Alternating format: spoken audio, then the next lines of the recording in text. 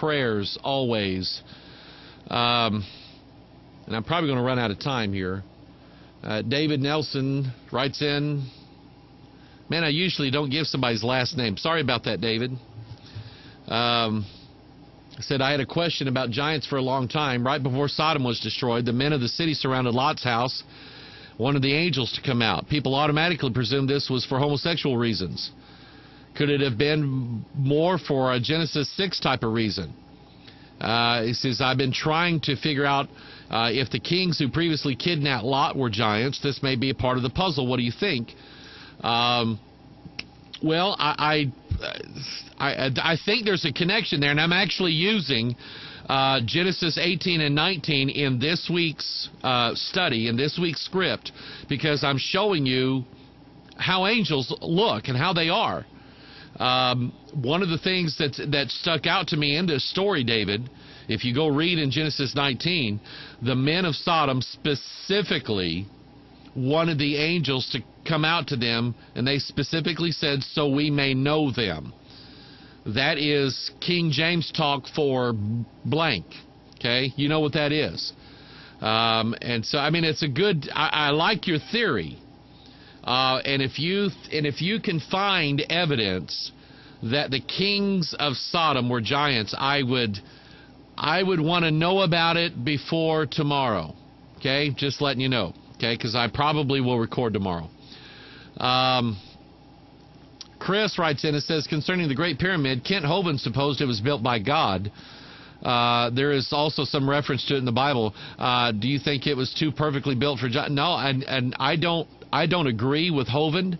I don't think it was built by God, not for a second. God does. I mean, I just don't see any evidence in the whole Bible that God builds stone monuments. He also says there's some reference to it in the Bible. I think he's alluding to Isaiah chapter 19, where it talks about an altar in Egypt, and I don't think the pyramids are it.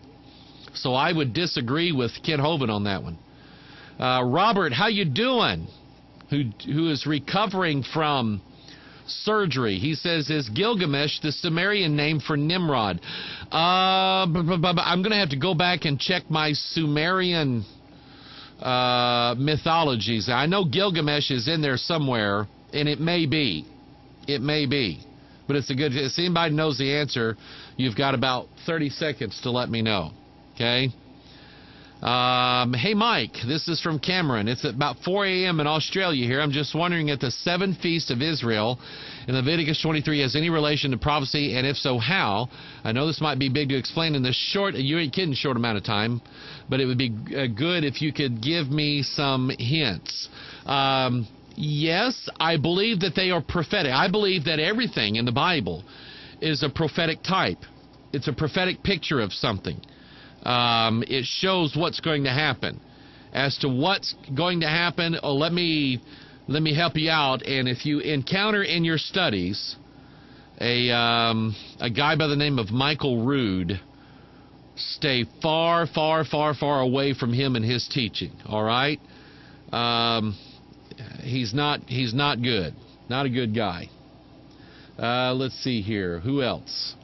This is Tracy from Philly. Hi, Pastor Mike. Started watching your Giants video yesterday, and I have a question.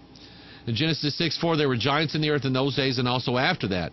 Does that mean that physically there were giants after the flood, even today, or is it just meaning that the legends are what's left after the flood? I think the language of verse 4 says, and also after that, when the sons of God came in unto the daughters of men, children were born unto them. I think it's telling you that realistically, this event happened before the flood, and it happened again after the flood. Hence, you have the sons of Anak, you have Og, you have Sihon, you have all these different giants in the Old Testament, because once again, after the flood, the sons of God came in to the daughters of men. Let's see here. Lisa from California. She said, my husband and I saw the first of your Giants video series and look forward to the others. Had a quick question regarding Nimrod. I was wondering how he could become a giant if he was the son of Cush.